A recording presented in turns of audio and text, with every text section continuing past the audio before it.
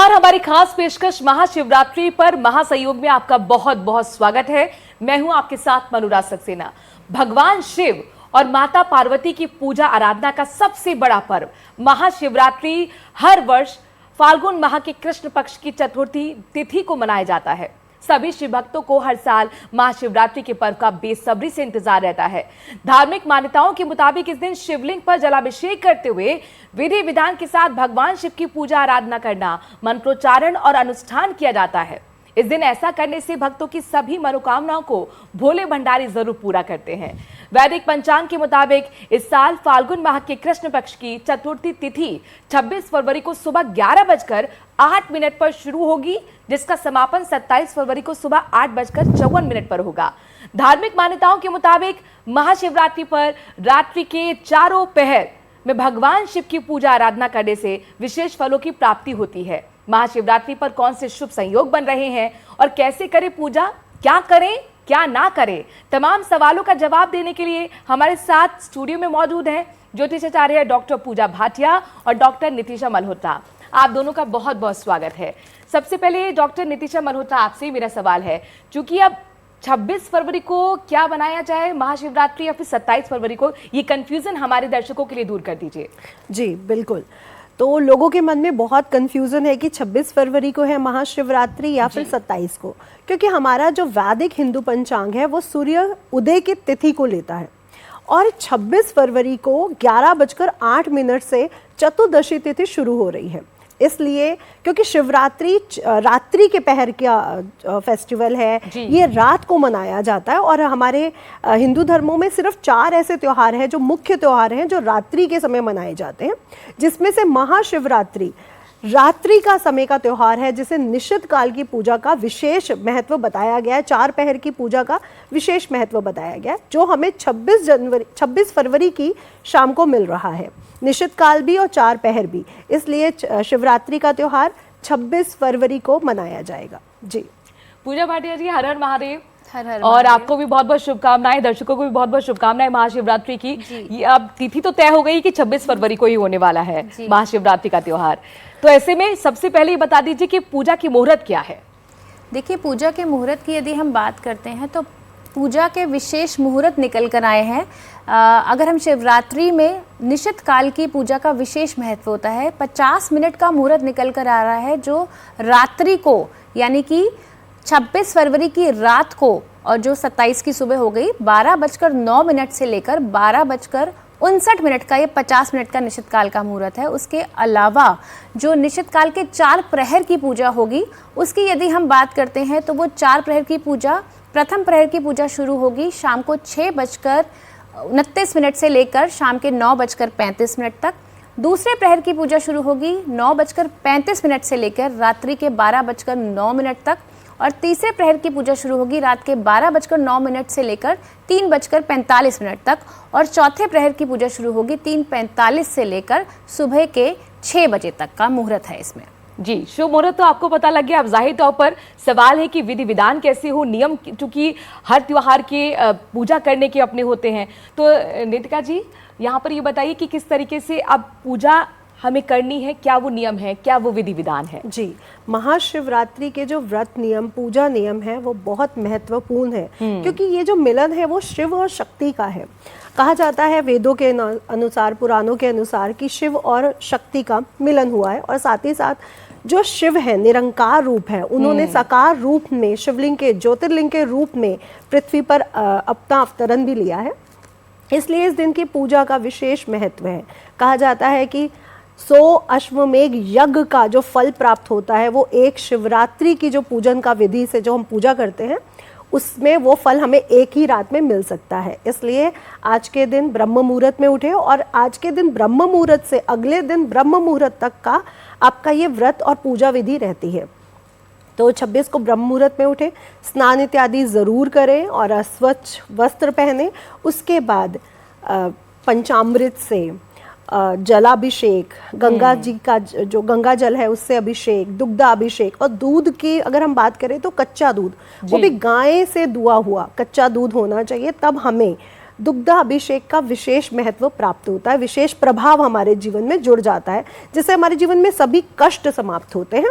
और इसके साथ साथ हमें व्रत ज़रूर रखना चाहिए, जिसमें हमें फलाहारी भोजन का रखना चाहिए। हमें अपनी ऊर्जा को बहुत एकाग्र रखना चाहिए, क्योंकि ये रात ही बहुत ऊर्जात्मक है। महाशिवरात्रि के दिन भगवान को क्या अर्पित करना चाहिए? पूजा की थाली में क्या कुछ होना चाहिए पूजा जी?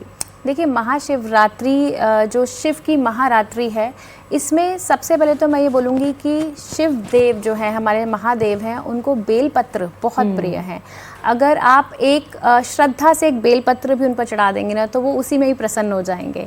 और बेलपत्र के लिए आपको एक चीज़ का विशेष ध्यान रखना है कि बेलपत्र बिल्कुल भी खंडित ना हो और उसकी 3 पत्तियां हों तो बहुत ही शुभ है। इसके अलावा आप लाल और पीला चंदन अपनी थाली में रख सकते हैं।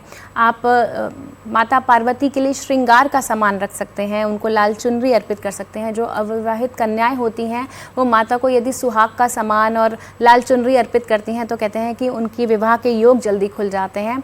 इसके अलावा हम भांग, धतूरा और क्या कहते हैं, भस्म भी रख सकते हैं, और घी के दिया जो होता है वो भी हम जलाते हैं।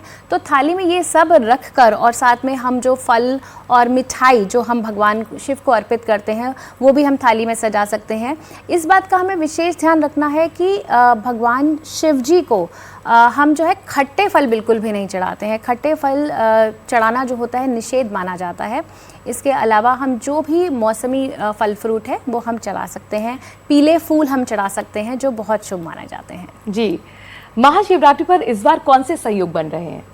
जी, तो महाशिवरात्रि पर इस बार पूरे 1965 में, पिछले 60 साल पहले महासयोग बने थे, वो इस बार 2025 में दोबारा बन रहे हैं।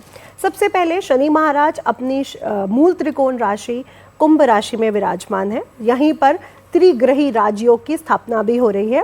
दूसरे जो महत्वपूर्ण ग्रह हैं वो है सूर्य ग्रह। तो सूर्य और शनि, जिसे पिता और पुत्र का कारक भी माना गया है, दोनों एक साथ हैं। और तीसरे प्लैनेट जो है वो बुध, जिसे युवराज ग्रह भी माना गया है, बुद्धि के देवता भी माना गया है। तो तीनों एक साथ त्रिग्रही राजयोग बना रहे हैं। और साथ ही साथ शनि महाराज ने अपनी मूल त्रिकोण राशि में शश नामक राजयोग की स्थापना भी किया हुआ है।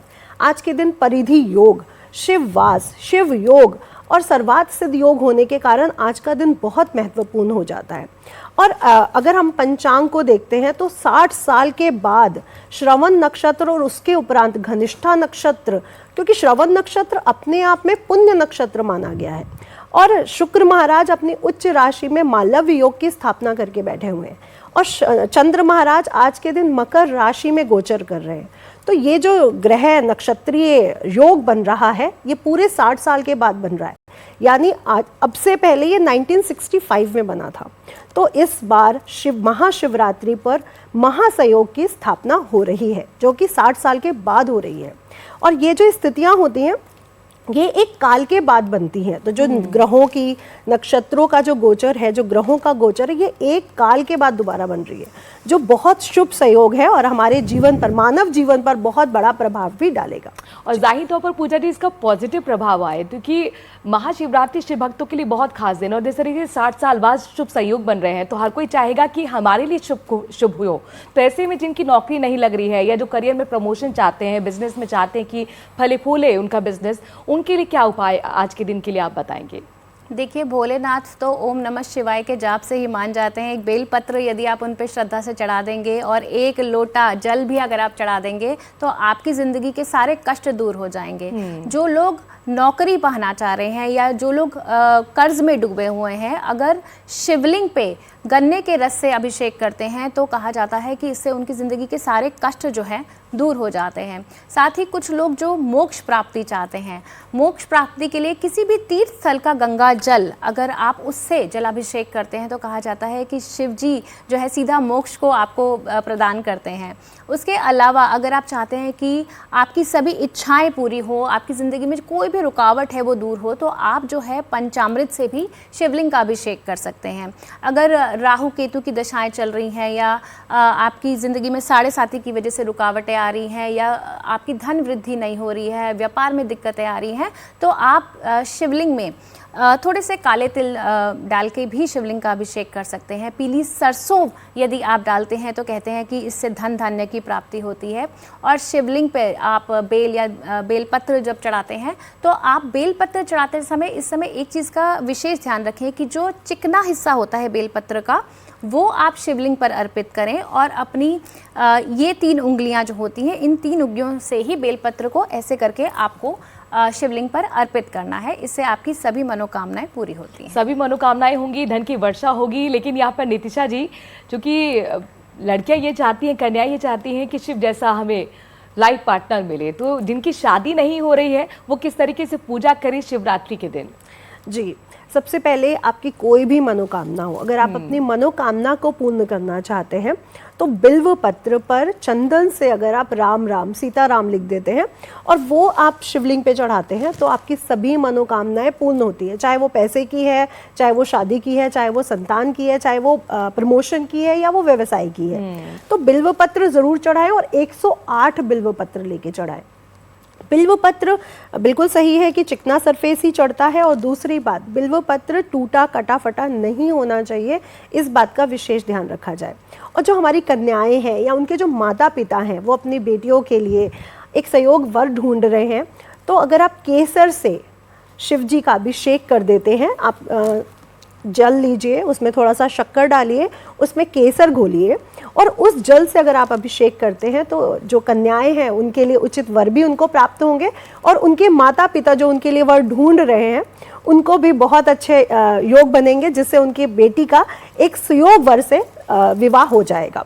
और अगर पुरुष ये करना चाहते हैं अपनी शादी के लिए, वो इत्र से और देसी घी से, गाय के शुद्ध देसी घी से अगर अभिषेक कर देते हैं तो उनको भी अच्छी कन्या, एक अच्छी पत्नी के रूप में प्राप्ति होती है। जी, महाशिवरात्रि जो कि समर्पित है भगवान शिव के लिए और पार्वती के लिए, तो पूजा जी, भगवान शिव और पार्वती जैसा एक प्यार भी पार्टनर्स के बीच में बना रहे, उसके लिए क्या करना चाहिए? उन कपल्स के लिए भी जरा कुछ उपाय दीजिए। देखिए, महाशिवरात्रि कहते हैं ना कि देवों के देव महादेव उनकी रात्रि है। इस दिन शिवजी जो है निराकार से साकार रूप में अवतरित हुए थे और कहते हैं कि ज्योतिर्लिंग के रूप में प्रकट हुए थे, और इसी दिन इन्होंने पार्वती जी को अपनी पत्नी स्वरूप में स्वीकारा था। तो जितने भी लोग जिनकी भी जिंदगी में विवाहित जीवन में बाधाएं आ रही हैं, तो ऐसे में दोनों पति पत्नी शिव मंदिर जाएं, वहां जाके घी का दिया जलाएं और वहीं पर बैठकर यदि शिव चालीसा का पाठ करते हैं तो उनके लिए बहुत शुभ है। उनकी ज़िंदगी में जितनी भी प्रॉब्लम्स आ रही हैं, मैरिड रिलेटेड इश्यूज़ आ रहे हैं, वो ख़त्म हो जाएंगे। साथ ही जितनी भी सुहागन महिलाएं हैं, यदि वो माता को लाल चुनरी अर्पित करती हैं, माता को श्रृंगार का सामान अर्पित करती हैं, तो उनकी वैवाहिक बाधाएं जो हैं वो दूर हो जाती हैं। वहीं पर बैठ के यदि आप बेलपत्र पर आप राम राम या ओम नमः शिवाय लिखकर शिवलिंग पर अर्पित करते हैं तो बहुत शुभ है। महाशिवरात्रि के दिन कई लोग व्रत भी रखते हैं, तो नीतिशा जी उसमें क्या खाना चाहिए और वो खोले कब व्रत, ये भी बताएं। जी, तो हमारे महाशिवरात्रि का जो व्रत है वो 26 तारीख को 11 बज के चतुर्दशी तिथि लग रही 11:08 पर, लेकिन महाशिवरात्रि का व्रत हमें ब्रह्म मुहूर्त में ही शुरू कर देना चाहिए और अगले दिन ब्रह्म मुहूर्त तक वो रहेगा। जबकि चतुर्दशी तिथि 8:54 पे समाप्त हो रही है, इसके बाद अमावस्या तिथि लग रही है, तो इसका जो पारण समय रहेगा वो ब्रह्म बेला में ही रहेगा और 8:54 तक आप इसका पारण काल इसको रख सकते हैं, इसका पारण कर सकते हैं। लेकिन इस दिन सात्विक भोजन करना चाहिए, फलाहार जरूर कीजिए।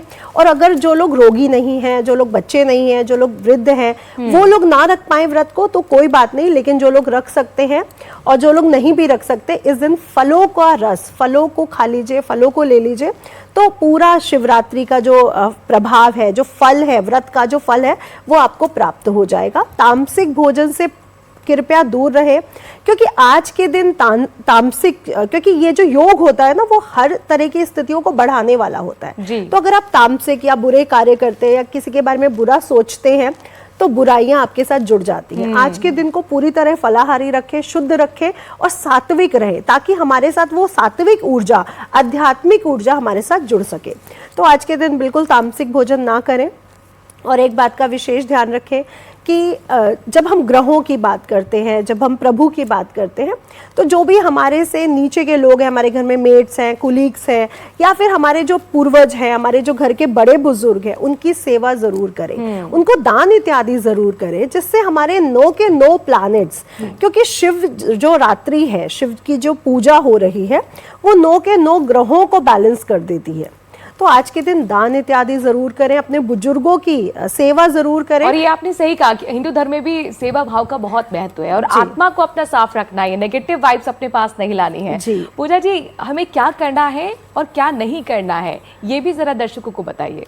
देखिए, क्या करना है कि यदि हम बात करते हैं तो इस दिन उपवास अगर आप कर सकते हैं तो ज़रूर कीजिए, क्योंकि कहा जाता है अगर आप पूरे साल अगर आप कोई भी उपवास नहीं रखते हैं, लेकिन इस दिन यदि उपवास करते हैं तो वो आपको पूरे साल भर के उपवासों का जो एक तरह से फल है वो प्रदान किया जाता है। भगवान शिव की आप पे कृपा दृष्टि बनी रहती है।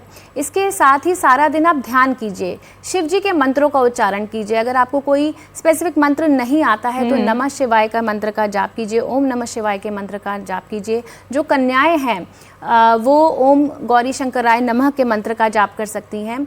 और क्या नहीं करना चाहिए कि यदि मैं बात करूं तो सबसे पहले तो मैं आपको ये कहना चाहूँगी कि शिव जी का एक नाम जो है ना पशुपति नाथ भी है। तो इस दिन आप किसी भी पशु को हानि ना पहुंचाएं, क्योंकि आप एक तरफ तो मैंने बहुत जगह देखा है कि लोग मंदिर में व्रत तो करते हैं, लेकिन मंदिर के बाहर जो पशु हैं, जो स्ट्रे डॉग्स हैं, उनको हुश करके भगाते हैं, उनको पत्थर मारते हैं। तो अगर आप किसी भी पशु को हानि पहुंचाते हैं तो शिव जी की कृपा आप पर कभी भी नहीं मैं कहूँगी कि प्राप्त होगी, क्योंकि शिव जी पशुपति नाथ हैं और पशुओं की सेवा सबसे बड़ी सेवा मानी जाती है और सबसे बड़ा व्रत माना जाता है। और इस दिन आप ना करने के लिए आप बिल्कुल भी लड़ाई झगड़ा ना करें, मांसाहारी भोजन ना करें, तामसिक भोजन बिल्कुल भी ना करें, हो सके तो ब्रह्मचार्य व्रत का पालन करें, घर में किसी को अशुभ बातें ना कहें, जितना हो सके ध्यान करते रहें, स्नान दान करें। और इससे क्या होगा कि आपके मन में जो शुद्धि और शांति आएगी ना, उससे आपकी जिंदगी में बहुत विशेष प्रभाव पड़ेगा। और शुद्धि शांति त्योहार लेकर आता है, मकसद यही होता है, चाहे कोई भी त्योहार हो। नितिशा जी, यहाँ पर जनरली जो गलतियां हो जाती हैं, चाहे वह पूजा से लेकर मन को शांत करने से लेकर या भगवान को प्रसन्न करने से लेकर, क्या जनरली वो गलतियां होती हैं जिसको हमें नहीं रिपीट करना है? जी, तो शिवरात्रि के त्यौहार पर ये गलतियां तो आप बिल्कुल भी ना करें। सबसे पहले जो बिल्व पत्र है वो शिव जी को बहुत प्रिय है, तो कटा फटा नहीं होना चाहिए और सीधा नहीं चढ़ाना है। उसका चिकना सरफेस, जितना भी सॉफ्ट सरफेस है, वो ही चढ़ेगा। तो इस बात का बेहद ध्यान रखें। दूसरा जो आपने बात का बहुत ध्यान रखना है कि आप किसी भी तरह से, अगर आप सात्विक नहीं हैं, अशुद्ध हैं, तो आप किसी भी तरह से मंदिर में या किसी भी पूजा को ना करें। आप मंत्र उच्चारण कर सकते हैं कहीं पर बैठ के, जैसे रजस्वल होती हैं स्त्रियां, तो आप मंत्र उच्चारण कर सकती हैं बैठ के, नमः शिवाय, ओम नमः शिवाय, ओम महादेवाय च विद्महे तत्पुरुषाय च धीमहि तन्नो शिव प्रचोदयात्। आप मंत्रों के जाप करिए, बट उनको हाथ मत लगाइए। और चलिए अब आपको बताते हैं कि किस राशि को किस तरीके से पूजा करनी है ताकि आपकी दुख दर्द दूर हो और आपकी हर मनोकामना पूरी हो। सबसे पहले नितिशा जी, आप बताइए मेष राशि वालों को क्या कुछ उनके लिए उपाय आप बताएंगी? जी, मेष राशि वालों की 7.5 भी शुरू होने वाली है और मेष राशि के जो स्वामी ग्रह हैं वो मंगल हैं। इसलिए आप शहद और लाल चंदन से अगर शिवलिंग पर अभिषेक करते हैं तो आपके सभी मनोरथ भी पूर्ण होते हैं और आपके जीवन में जो शनि की 7.5 के कारण कुछ रुकावटें, कुछ धीरे गति से होने वाले कार्य हैं, वो भी संपूर्ण रूप से गतिशील हो जाते हैं। इसलिए लाल चंदन, मैं तो कह रही हूँ पूरा साल ही, जब तक अगली शिवरात्रि आएगी तब तक आप लाल चंदन और शहद शिवलिंग पर डेली चढ़ाएं, आपको विशेष प्रभावों की प्राप्ति होती है। जी पूजा जी, वृषभ राशि के लिए? वृषभ राशि की यदि मैं बात करूं तो वृषभ राशि के जो स्वामी हैं वो शुक्रदेव हैं। तो ऐसे में आप शिवलिंग पर इत्र चढ़ा सकते हैं, सुगंधित फूल चढ़ा सकते हैं। सफ़ेद फूल जो है शिव जी को बहुत प्रिय है। साथ ही आप सफ़ेद चीज़ें जो है शिवलिंग पर अर्पित कर सकते हैं, जैसे कि आप दही से उनका अभिषेक कर सकते हैं। गंगा जल में थोड़ा सा कुछ बूंदे आप शुद्ध घी की या फिर पंचामृत बनाकर भी आप शिवलिंग पर अर्पित कर सकते हैं। और साथ ही सफ़ेद मखाने की खीर बनाकर आप शिवलिंग पर अर्पित कर सकते हैं, आपके लिए बहुत शुभ होगा। मिथुन राशि के लिए? अगली राशि मिथुन है और मिथुन राशि के जो स्वामी ग्रह हैं वो बुध प्लैनेट है। बुध यानी बुद्धि के देवता। तो अगर आप शिवलिंग पर बिल्व पत्र से, चंदन से राम राम लिख के अगर शिवलिंग पर अर्पित करते हैं तो मिथुन राशि के कहते हैं ना भाग्य खुल सकते हो। ये शिवरात्रि मिथुन राशि के भाग्य खोलने के लिए ही आ रही है, तो मिथुन राशि के भाग्य खुल सकते हैं। और साथ ही साथ दूर्वा जरूर चढ़ाएं, गणेश जी पर भी और शिवलिंग पर भी, इससे भी आपको विशेष प्रभावों की, फलों की प्राप्ति होती है।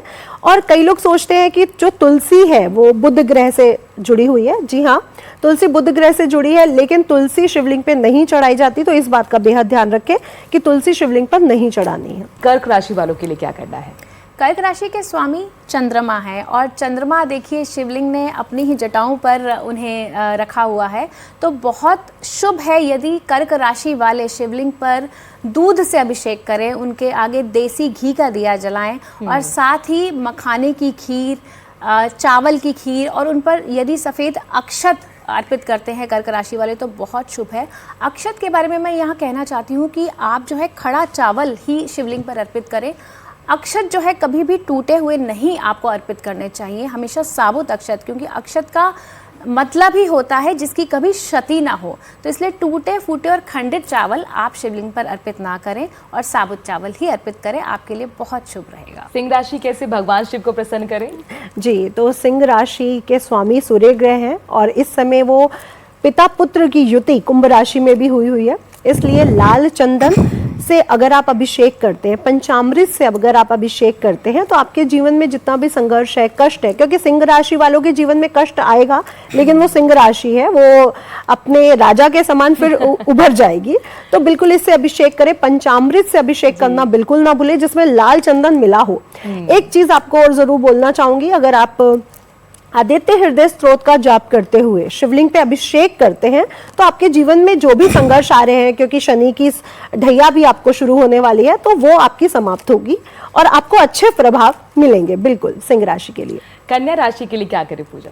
देखिए, कन्या राशि के स्वामी बुध ग्रह हैं, तो आप जितनी भी हरी चीज़ें हैं वो आप शिवलिंग पर अर्पित कीजिए। जैसे कि आप गन्ने का रस शिवलिंग पर अर्पित कर सकते हैं। आपकी अगर कोई कर्ज से रिलेटेड कोई इश्यूज़ हैं, फाइनेंशियल इश्यूज़ हैं, तो गन्ने का रस अर्पित करने से बहुत आपको इससे लाभ होगा। साथ ही आप दूर्वा अर्पित कर सकते हैं, आप बेलपत्र अर्पित कीजिए, आप पान का बीड़ा, मीठे पान का बीड़ा यदि अर्पित करेंगे तो आपके वैवाहिक जीवन में भी खुशियाँ आएंगी और मिठास आएगी।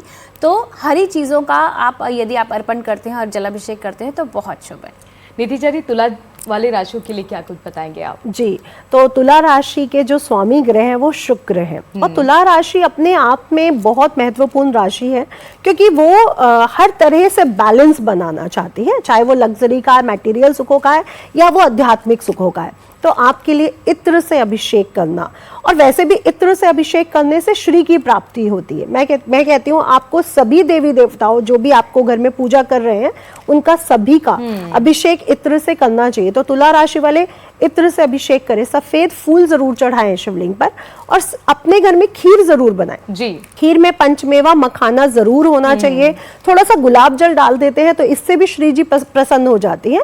इससे आपके जीवन में जो पैसे की जितनी भी कष्ट है, चाहे वो किसी भी राशि वालों के लिए, अगर वो खीर बना के शिवलिंग पर अर्पित करते हैं तो उनको पैसे की, श्री जी की प्राप्ति होती है। और अगर मैरिड लाइफ में थोड़े से प्रॉब्लम्स चल रहे हैं तो वो खीर बनाने के बाद भोग में खुद भी दोनों हस्बैंड वाइफ खा लेते हैं प्रसाद। जी, तो ये बात तो हो गई तुला की। अब वृश्चिक की बात करते हैं पूजा जी। देखिए, वृश्चिक राशि के स्वामी मंगल देव हैं, तो ऐसे में आप जल में थोड़ा सा शहद और गुड़ मिलाकर यदि अर्पित करते हैं तो बहुत शुभ है। साथ ही लाल गुलाब का फूल आप शिवलिंग पर अर्पित कर सकते हैं, लाल चंदन से उनका अभिषेक कर सकते हैं, अनार का जूस उन पे आप चढ़ा सकते हैं, अनार फल के रूप में भी आप उन पे चढ़ा सकते हैं, बहुत शुभ रहेगा। धनु राशि के लिए क्या बताएं? जी, तो धनु राशि के जो स्वामी ग्रह हैं वो गुरु ग्रह हैं। लोगों को लगता है कि हल्दी गुरु ग्रह से जुड़ी है, लेकिन हल्दी शिवलिंग पे कभी भी नहीं चढ़ती है। इसलिए आप केसर युक्त जल में थोड़ी सी शक्कर या गुड़ मिला लें, उसमें केसर मिला के या केसर युक्त खीर से भी अगर आप अभिषेक कर देते हैं शिव जी का, पीले फूल चढ़ाते हैं, पीले फल चढ़ाते हैं, आम है, केला है, तो शिव जी प्रसन्न होते हैं और धनु राशि पर अपनी कृपा बनाए रखते हैं। मकर राशि के लिए क्या उपाय बताएंगे पूजा जी? देखिए, मकर राशि के लिए मैं यही बोलूंगी कि जिन भी लोगों की जिंदगी में बाधाएं आ रही हैं, शत्रु से प्रॉब्लम आ रही है, कर्जे की दिक्कत आ रही है, हेल्थ रिलेटेड इश्यूज आ रहे हैं, वो यदि शिवलिंग पर थोड़े से गंगा जल में थोड़े से काले तिल डालकर शिवलिंग पर अर्पित करते हैं तो उनकी ये सभी बाधाएं जो है दूर हो जाती हैं। साथ ही अगर आप नीले रंग के फूल अर्पित करते हैं शिवलिंग पर तो उनके लिए बहुत शुभ है। ये काले तिल का जो उपाय होता है, जिनकी 7.5 चल रही है, जिनकी शनि राहु केतु की दशाएं चल रही हैं, जिनको बहुत ज़्यादा हेल्थ रिलेटेड इश्यूज आ रहे हैं, वो ये उपाय करें तो उनको बहुत लाभ होगा। कुंभ वालों के लिए भोलेनाथ की कृपा बरसे, उसके लिए क्या उपाय? जी, तो कुंभ राशि के स्वामी शनि ग्रह हैं और अपना कुंभ राशि में ही गोचर कर रहे हैं इस समय। उसके उपरांत वो मीन राशि में गोचर करेंगे। मैं कुंभ राशि से कहूंगी कि अपराजिकता के जो नीले फूल हैं, अगर आप वो शिवलिंग पे चढ़ाते हैं और साथ ही साथ गन्ने के रस से या किसी भी फल के रस से, चाहे वो अनार का है, चाहे वो गन्ने का है, चाहे वो आम का है, ऋतु फल जो भी ऋतु में आ रहे हो उनको अर्पित करते हैं तो शिव जी की असीम कृपा कुंभ राशि पर बनी रहती है। और शिव जी की गणों में शनि ग्रह खुद है जुड़े हुए उनसे, तो शनि ग्रह भी उनसे प्रसन्न होते हैं और शिव जी की असीम कृपा भी उन्हें प्राप्त होती है। मीन राशि के लिए पूजा जी बताइए उपाय।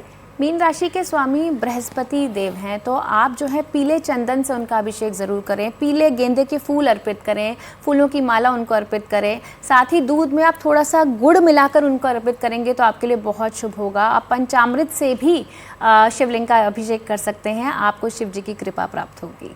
बहुत बहुत शुक्रिया पूजा जी, बहुत बहुत शुक्रिया नितिशा जी, हमारे दर्शकों को बताने के लिए राशि के मुताबिक किस तरीके से पूजा अर्चना करनी है ताकि भोलेनाथ की कृपा आप पर बरसती रहे। और यही उम्मीद के साथ कि आपकी सभी मनोकामनाएं भोलेनाथ पूरी करें। और भोलेनाथ भोले हैं, तो आप सच्चे मन से कुछ भी मांगते हैं, बस वो सच्चे मन के भूखे हैं।